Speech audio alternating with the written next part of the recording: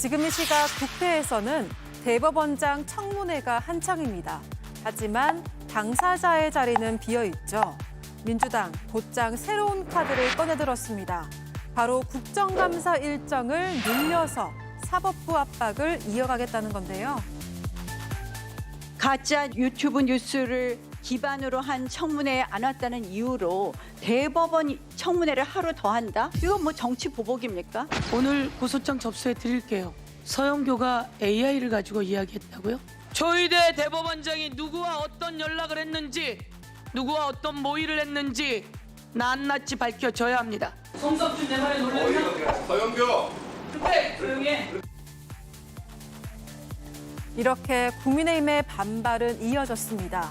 서로의 이름을 부르는 여야 의원들. 그런데 조금도 화목해 보이지가 않습니다.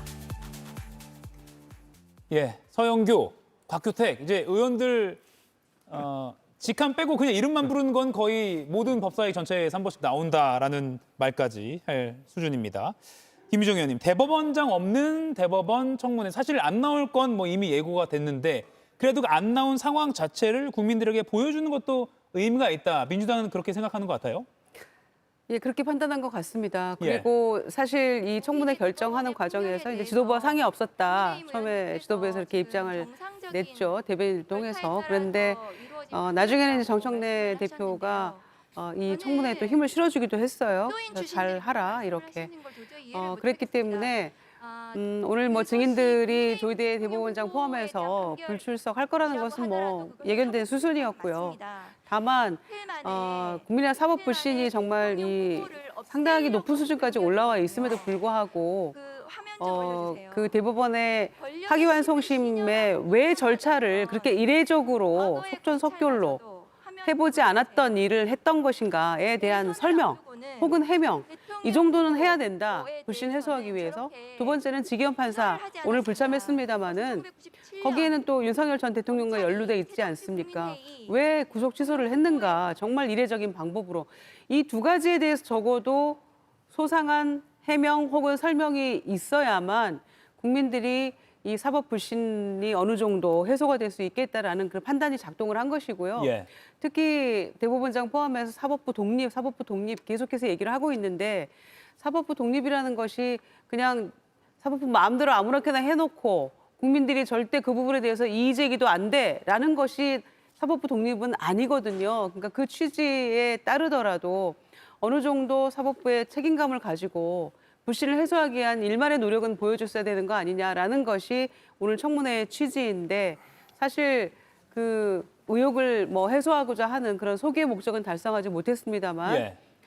이 상황을 국민들께 있는 그대로 보여드리고 또 국감 때 일단 출석은 하게 돼 있으니까 그때라도 출석하고 대법원장이 이제 법원 행정처장이 통상 국감에 답변을 하는 예. 증인으로 왔던 것이 이제 관례입니다만 국감 때도 뭔가 좀 해명의 기회를 좀 더 주자라는 그런 차원으로 다음 단계로 가기 위한 뭐 그런 수순의 청문회였다라고도 보여집니다. 예, 조희대 대법원장은 앞서 국회에 낸 그 의견서에서 사법 독립 취지에 반하는 것이다라는 문장 표현을 넣었습니다. 물론 민주당 쪽에서는 굉장히 이에 대해서도 비판을 했습니다. 아마 더 이상 입장은 안 나올 것 같아요, 그렇죠? 대법원장이. 예. 말을 하면 할수록 사태가 꼬이고 이른바 조희대 옷벗기기 사태에 대해서 문제 해결은 요원하다라고 생각을 하는 것이죠. 또 그리고 10월 15일 날 국감에서 예정이 돼 있지 않습니까? 어차피 필요한 말은 그때 한 차례 더 기회가 있으니까 당분간은 조희대 대법원장 입을 통해서 이 관련된 내용이 더 나올 것 같지는 않습니다. 이미 지난주죠. 학회를 통해서 세종대왕 얘기를 꺼냈기 때문에 예.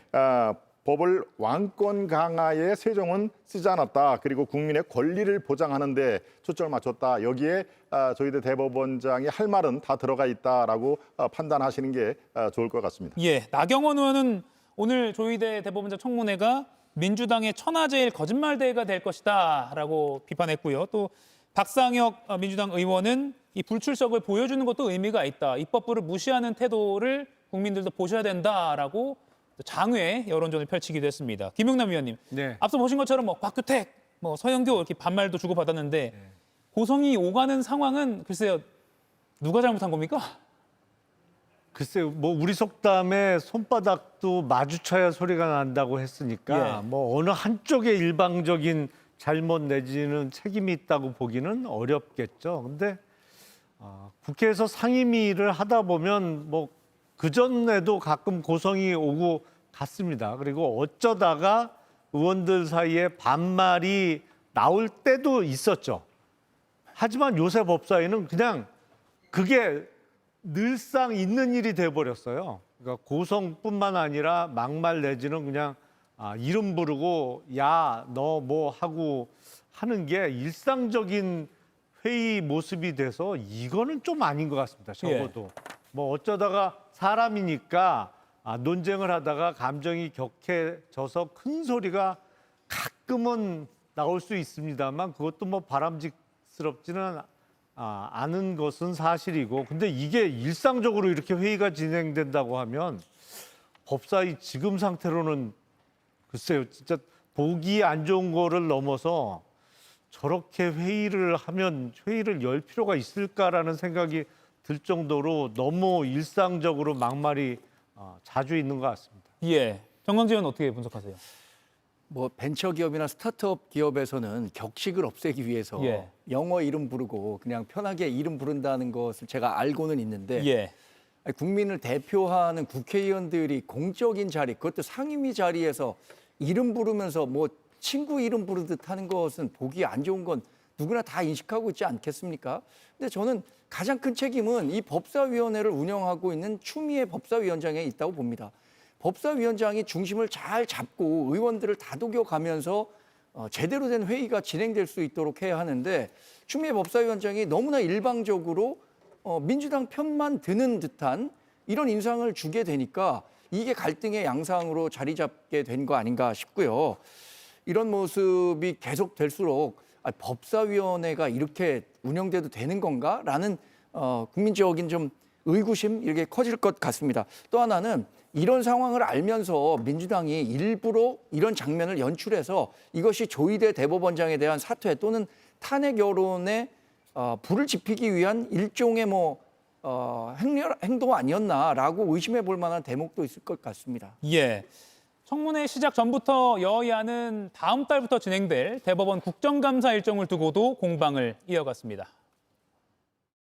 청문회가 부당하다. 지금 대법관들이 다 불출석 의견서를 내니까 또 난데없이 국정감사를 하루 더 잡겠다는 거 아닙니까? 이런 식으로 편파적이고 어떤 특정한 국회의원의 근거 없는 주장을 면피해주기 위해 국회 법사위가 이런 시간을 허비하고 있는 것이 이게 정말 상식적인 일입니까? 조희대 대법원은 왜 이렇게 판결을 했고 이렇게 항소심 기일을 잡아왔느냐, 왜 대선을 함부로 개입했냐, 그래서 국민들이 궁금했습니다. 여기에 대한 답을 들어야 됩니다. 우리는. 그래서 현장을 갈 필요가 있습니다. 지금 국민들이 궁금하다고 할 때 빨리 와서 답변하십시오. 예, 김유정 의원님. 오늘 청문회는 사실 불출석이 예상됐었고 그래서 국감을 활용해서 사실상 조희대 대법원장에게 할 질문을 하겠다라는 거거든요. 그래서 법사위 첫날 외에도 10월 15일을 또 일정을 확정을 했습니다. 그래서 대법원 현장 가겠다 정했거든요. 그럼 그날 대법원장에게 질문할 수 있을까요? 글쎄요, 뭐 출석을 안 할 수도 있고 통상 하던 대로 행정처장이 나와서 답변할 가능성이 저는 높다고 생각합니다.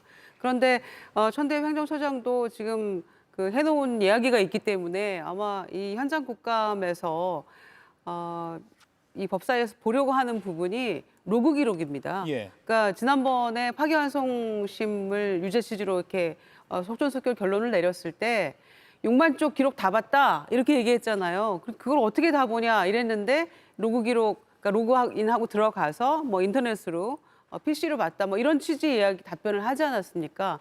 그래서 그럼 기록을 주십시오 했더니 기록을 안 주고 있어요. 그러니까 이번에 현장 국감이라고 합니다. 현장 조사 형태 같은 건데요. 가서 보겠다는 겁니다. 와서 해명을 해주고 좀 국민을 설득시켜주고 납득할 수도 있게 해주면 참 좋았을 텐데 지금 그 여건이 안 됐기 때문에 직접 가서 현장 조사를 통해서 로그 기록도 좀 보고 그게 사실이었는지 뭐 이런 전반적인 것들을 가서 확인하겠다라는 취지로 하루가 추가된 것 같은데요. 좀 불행한 일입니다. 오늘 같은 기회에 장이 열렸을 때 예. 와서 누구든지 와서 좀 납득할 해명을 했다면 또 추가적으로 이런 뭐 현장 국가 안 잡아도 됐을 것 같은데 그런 점이 좀 아쉽고 매우 유감스럽습니다. 예, 다음 달 국정감사가 진행될 때 과연 조희대 대법원장 본인의 해명을 들을 수 있을지가 주목이 됩니다. 마지막으로 이 질문 김용남 의원께 드릴게요. 네. 오늘 법원이 지기현 판사 그 룸사롱 의혹에 대해서 판단 보류 입장을 냈어요. 예. 국민들이 많이 의문을 또 제기하고 있습니다. 그러니까 이게 그 사실은 그 법원 행정처 내부적으로 있는 윤리감사실에서 감사 결과를 내놔야 되는데 외부 인사들이 참여하는 감사위원회로 넘겼단 말이죠. 그래서 외부 인사들을 구성해서 그 핑계로 뭐랄까요, 뭐 면죄부를 주려는 거 아닌가라는 좀 의구심이 들었었는데 예.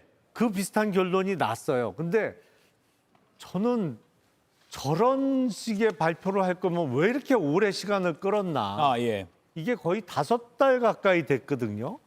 아니 저런 그 내용 없는 얘기를 할 것 같으면 그때 감사에 들어가겠다고 발표하고 나서 뭐 1, 2주일 있다가 저런 얘기를 꺼냈으면 모르겠는데 5달을 허비하고 내용 없는 얘기를 꺼내니까 글쎄 오히려 비난을 더 키우고 있는 것이 아닌가라는 생각이 듭니다. 예, 여러모로 이 부분에 대해서도 국민들이 주목하고 있습니다.